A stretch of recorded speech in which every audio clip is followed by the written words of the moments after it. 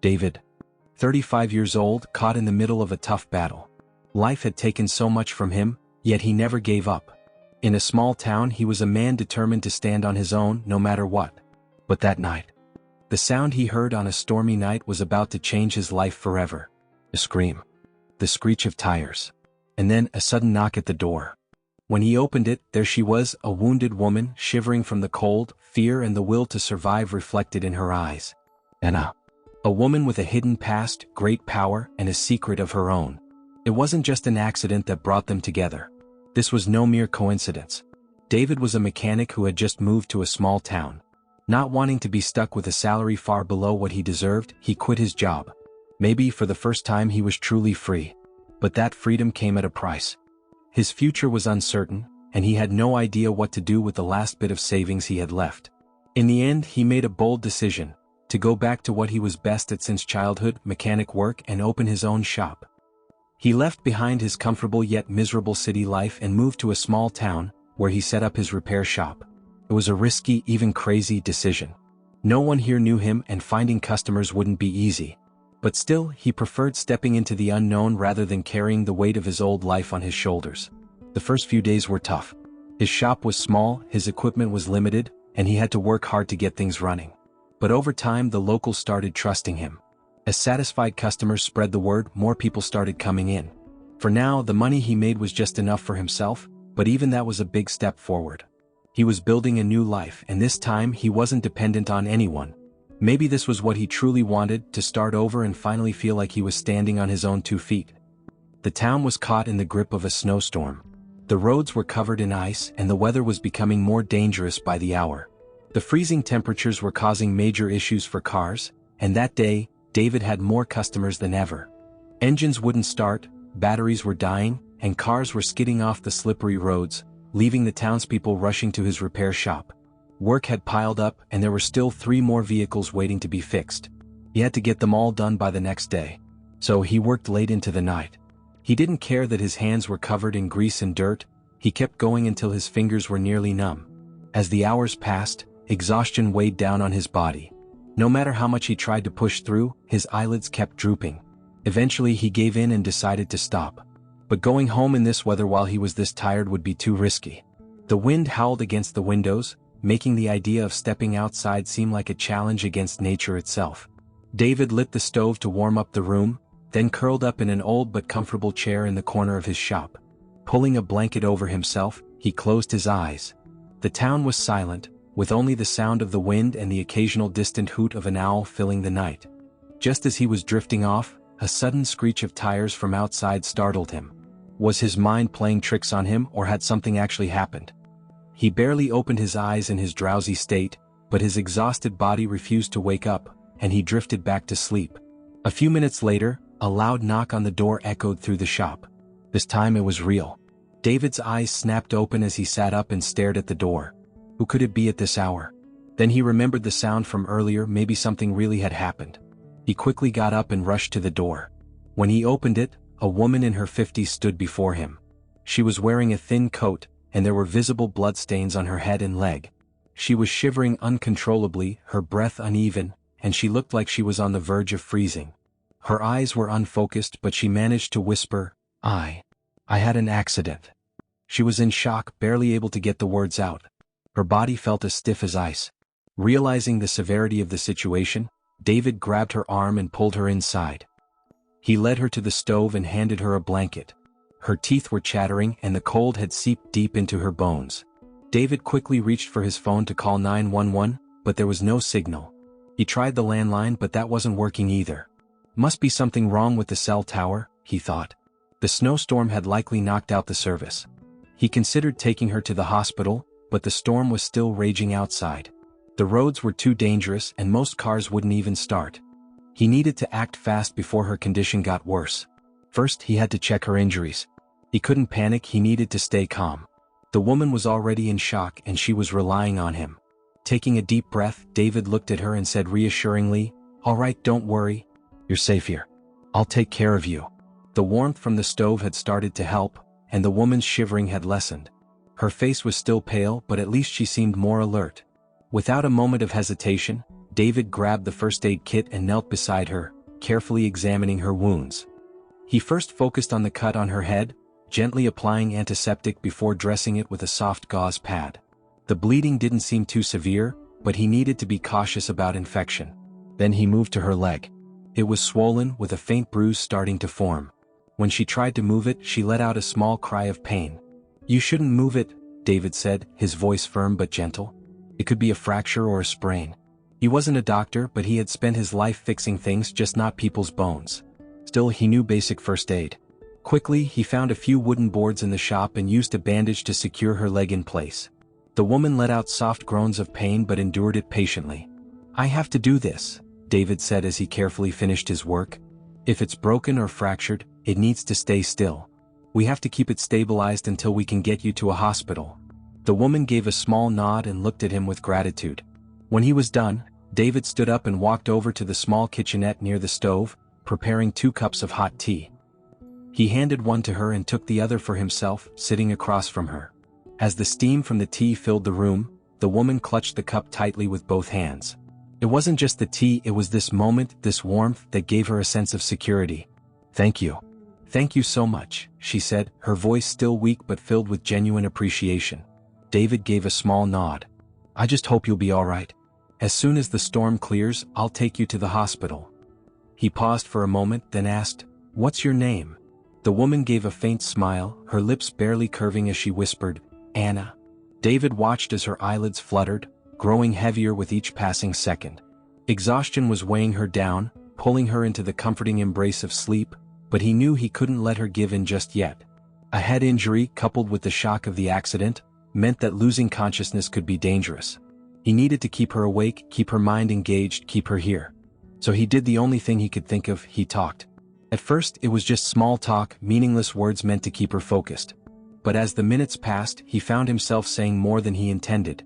Without even realizing it, he began pouring out the thoughts he had buried deep inside, the ones he rarely spoke aloud. He told her about his divorce, how the long, grueling process had drained him both emotionally and financially. How he had once believed in forever, only to watch it slip through his fingers like grains of sand. The endless legal battles, the bitter arguments, the slow erosion of everything he had once thought was unbreakable. Then he spoke about the city, about the way it had worn him down, suffocating him with its noise, its expectations, its relentless pace. About how he had spent years working a job that made him feel invisible, clocking in and out like a machine, feeling as though he was living someone else's life. And then, finally, he told her about his decision to leave. To walk away from the wreckage of his old life and start over in this small town, where no one knew his past, where he could build something with his own hands. How he had risked everything to open his own repair shop, sinking his last bit of savings into a dream that at first seemed doomed to fail. He spoke of the long days, the quiet nights, the doubt that gnawed at him. But he also spoke of the moments that made it worth it, of the first customer who trusted him, the slow but steady stream of townspeople who began to believe in his work, the sense of purpose he was finally beginning to feel. As he talked, he felt something shift inside him, as if a weight he hadn't even realized he was carrying was slowly being lifted off his shoulders. Anna, despite her exhaustion, listened intently. Her gaze never wavered, and there was something in her expression, something quiet yet profound. It wasn't pity.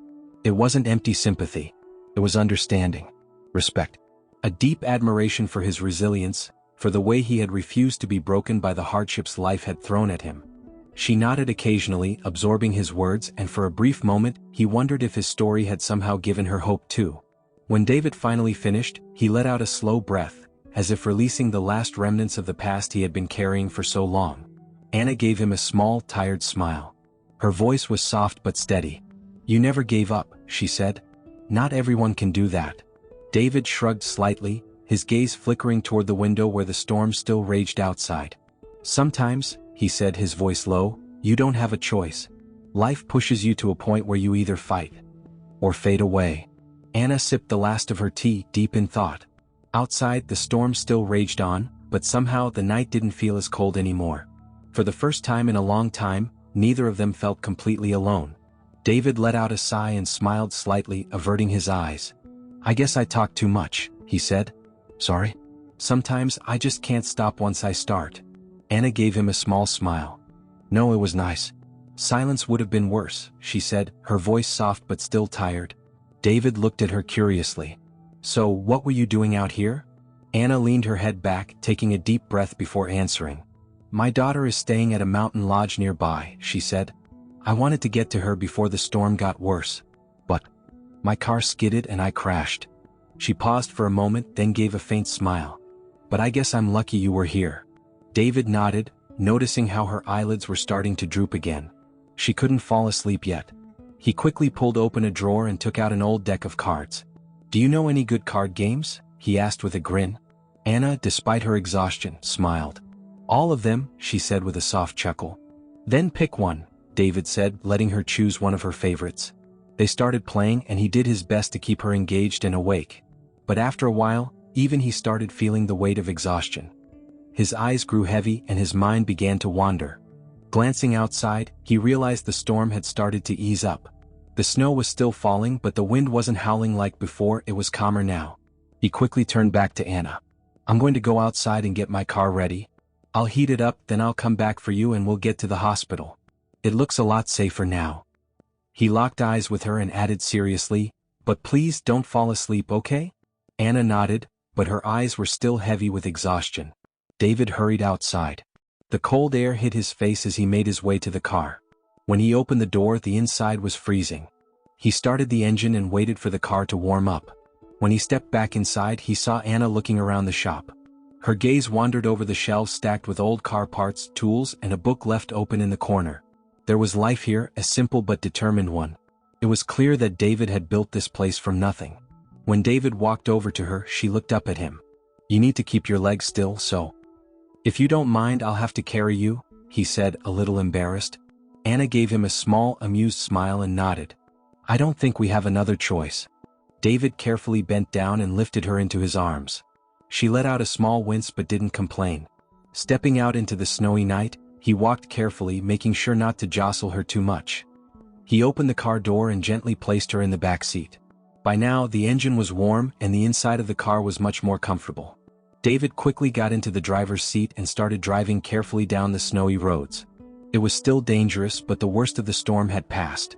As they moved through the dark, snow-covered roads, Anna lay quietly in the back seat. She was too exhausted and in too much pain to talk, but she didn't seem worried. She trusted they would make it. After a long and careful drive, they finally reached the hospital. As soon as David parked, medical staff rushed over to help Anna inside. Under the bright hospital lights, with the distant echo of ambulance sirens in the freezing night, David stood by the entrance, exhausted but relieved. As the doctors took care of Anna inside, he made his way to the waiting area. A sense of calm washed over him. Tonight, he hadn't just saved a life. Maybe, just maybe, something in his own life had started to change too. David sat in the hospital waiting area, running his hands over his face before closing his tired eyes. The events of the last few hours replayed in his mind in scattered pieces. That morning, he had only planned to fix cars, but now, on a snowy night, he had somehow ended up making sure a stranger got to the hospital safely. Even he wasn't entirely sure how things had led to this moment. The hospital hallways were quiet. Other than the occasional passing nurses and doctors, there weren't many people around. At this hour, no one wanted to sit in a waiting room. But David couldn't leave, not without knowing. A lingering thought kept him there. Was Anna going to be okay? He had brought her here, but what happened next was out of his hands. After some time, a doctor stepped out of a room and walked toward him. You're the one who brought the patient in, right? He asked kindly. David nodded. Yeah. How is she? The doctor gave a reassuring smile. There's nothing to worry about. The cut on her head is superficial, no stitches needed. She has a small fracture in her leg, but luckily, it's not a serious break. We're putting it in a cast and she'll need to rest for a few weeks. David let out a deep breath. That was better news than he had expected. Thank you, he said, relieved. The doctor nodded and walked away while David leaned back into his chair. He was exhausted down to his bones, but knowing she was okay made him feel lighter. Just as he was about to get up and leave, a nurse approached him. Anna wants to see you, she said. David looked up, surprised. Then he got to his feet and followed the nurse down the hall to a hospital room. When he stepped inside, Anna was lying in bed, her leg now in a cast and the bandage on her head neatly wrapped. She looked tired but was smiling. David hesitated in the doorway. You wanted to see me? Anna gave a small nod. Yeah. I just wanted to thank you for staying with me. If it weren't for you, I don't even want to think about what would have happened in that cold. David dipped his head slightly. I just did what I could, he said modestly. Anna was quiet for a moment before meeting his eyes. There's something about you, David. Like someone who's used to being alone but still can't help taking care of others. David smiled slightly at her words but didn't say anything. That night he hadn't just helped a stranger, maybe in a way he had learned a little more about himself too. Anna hesitated for a second before speaking in a softer voice. I have to ask, are you just going to leave now? David looked at her, noticing something in her gaze, curiosity, maybe even hope. He wondered for a moment if this whole thing had just been a coincidence. The snowstorm, the accident, it had all led them to this moment. But maybe this wasn't just a random encounter. Maybe it was the start of something else. David gave her a small, knowing smile. I think this night calls for a cup of coffee. Anna smiled back and nodded. I think so too. After leaving the hospital, David and Anna agreed that the night deserved to end with a cup of coffee. They found a small but cozy cafe near the hospital. Inside there were only a few other customers, and the gentle snowfall tapping against the windows, combined with the dim lighting, made the atmosphere even more intimate. David took a deep breath as he sat down at the table. It had been a long and exhausting night, but in the end, everything seemed to have turned out okay. After the waiter took their order, Anna fixed her gaze on David. She looked like she had something to say, but she wasn't sure how to start. Finally, she gave a small smile and got straight to the point. David, I need to confess something to you, she said. David raised an eyebrow in curiosity. You're full of surprises, aren't you? He said with a smirk. Anna lowered her head slightly, tracing the rim of her coffee cup with her fingers. Actually, I own a car manufacturing company. And I'm also one of the shareholders of the company you used to work for. David's face froze. His eyes widened with surprise and disbelief. For a few seconds he couldn't find the words. What? He finally said, his voice filled with shock. Anna smiled faintly. Yes. I was on my way to see my daughter, but when I ended up at your repair shop, I overheard something that really surprised me, she said. Especially what you said about my company. David immediately felt his face heat up. That night, while trying to keep Anna awake, he had talked about his old job, and not in the most flattering way. He had criticized the company's management, how they didn't support their workers enough, and how certain policies were completely flawed. Now he remembered every word he had said and looked down embarrassed. I had no idea, he admitted, feeling awkward. If I had known, I wouldn't have said those things. Anna shook her head. You don't have to take them back. You were being honest, and as an employer, I want to know how my workers feel. What you said made me think a lot, and I took it as constructive criticism. I believe a company shouldn't just exist to make a profit, it should take care of its employees too. David nodded slightly but was still trying to process everything. This is a crazy coincidence, he muttered. Anna took a sip of her coffee and smiled. I think life has its own strange ways, she said. But actually, our conversation gave me an idea. I want to invest in your repair shop. David immediately straightened up. What? He asked again, caught off guard. Anna continued confidently. You're talented, David. You're doing amazing work in a small shop with limited equipment. But I thought if you had some support, things could grow. I want to invest in you. New equipment, more employees. And if you're interested, even a bigger shop. David instinctively leaned back, raising his hands in protest. That's too much, Anna, he said. I can't accept something this big. This is my life, my struggle. No one owes me anything. Anna looked at him, her voice calm but firm. This isn't about taking your struggle away, David. You'd still be running things. But I want to help you get a better start. David hesitated. If he accepted, he would have an opportunity he never even dreamed of. But at the same time, would it take away the meaning of everything he had worked so hard for? Noticing his hesitation, Anna added, David, everyone needs support sometimes. This isn't charity, it's a partnership. If your business grows, that's a success for both of us. But more importantly, you're a great mechanic and I think you deserve a real chance. David took a deep breath. His mind was spinning. But at the same time, for the first time in a long while, he felt like a door was opening in front of him. He looked at Anna and gave a small smile. I need to think about it. Anna nodded. Take your time. But remember, sometimes life gives you an opportunity and you don't want to miss it. As David took a sip of his coffee, he felt something shifting inside him. Maybe, just maybe, it was time for a real new beginning. As David thought about Anna's offer, a storm of emotions swirled inside him. He had always been used to fighting his battles alone, so accepting help felt difficult. But deep down he knew this wasn't just about financial support. Anna wasn't acting like an ordinary investor.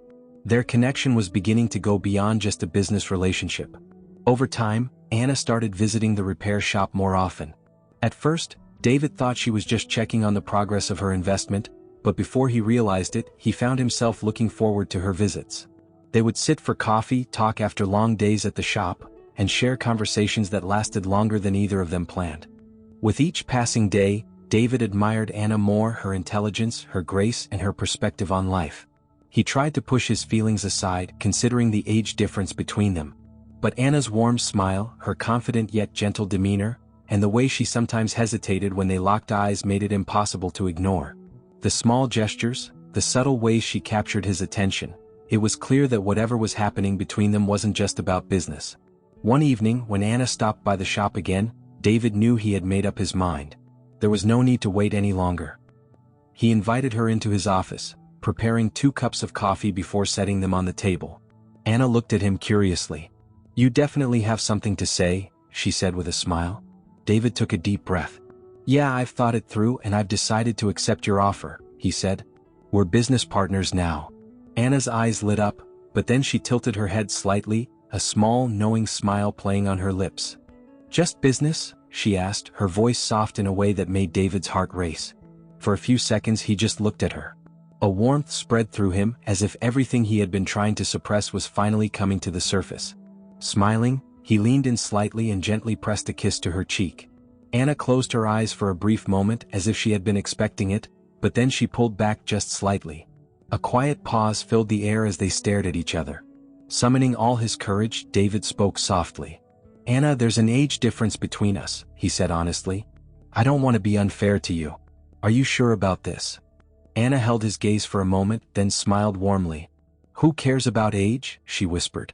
"Isn't it feelings that matter?" David's face lit up. "Yeah," he said. "I think I'm finally starting to understand that love is so much bigger than age." Anna let out a soft laugh and placed her hand over his. In that moment, they both knew that this wasn't just a business partnership anymore, it was something much deeper. The story that had started on that snowy night was no longer just about an accident. Together they were stepping into not just a new business venture, but a new kind of love. And to think it had all begun with a storm that brought them together. Sometimes life knocks on your door when you least expect it. But what about you? If you were in a story like this, what would you do? Don't forget to subscribe to the channel so you won't miss more stories like this. If you enjoyed the story, leave a like. Turn on notifications and join us for new videos. See you in the next story.